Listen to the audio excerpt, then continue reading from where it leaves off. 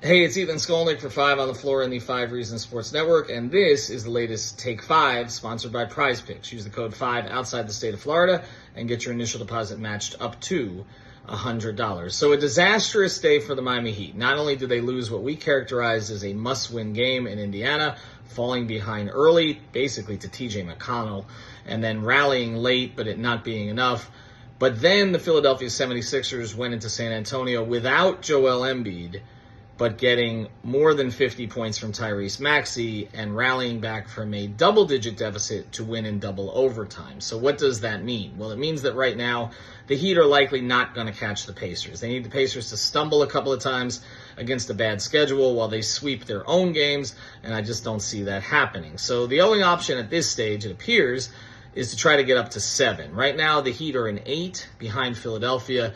The only advantage they have here is they do have a tiebreaker on the 76ers because it will ultimately come down to conference record. But for that to matter, the Heat need to win the rest of their games. And I don't know. Do you trust them to do that? They go into Atlanta on Tuesday, second night of a back-to-back at home against Dallas, and then 2 softer games at home against a Toronto team that's basically tanking, even though they did beat Milwaukee the other day. So at this stage, it looks like the Heat are going to be either 7 or 8, and more likely 8 than 7. And what does that mean? That means that to get the 7 seed, they're going to need to go into most likely Philadelphia or Indiana and win.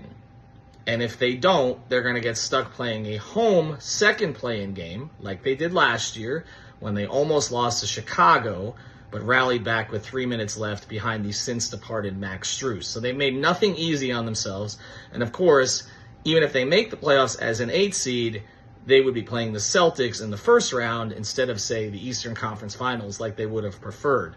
Now, what's the reward if they play the 7 seed? If they get the 7 seed, well, they're going to play a team that's probably not great. Milwaukee, if they capture that seed, they're struggling lately, even when Dame and Giannis are playing.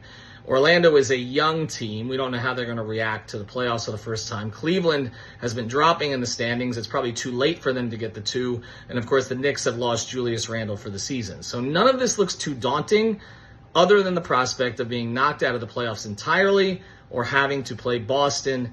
And I'll just keep saying this. The Heat could have avoided this with wins against, I don't know, G League Memphis squads or, say, the Washington Wizards, or maybe their stars taking more of these games seriously. But that did not happen. It was all on this game in Indiana, and of course, the Heat came up short. We'll see what they do Tuesday in Atlanta and see if they can extend this season by at least securing a 7 spot via the play-in. Ethan Skolnick for 5 on the Floor. Make sure you subscribe to Off the Floor, the YouTube channel, and our podcast on the 5 Reasons Sports Network.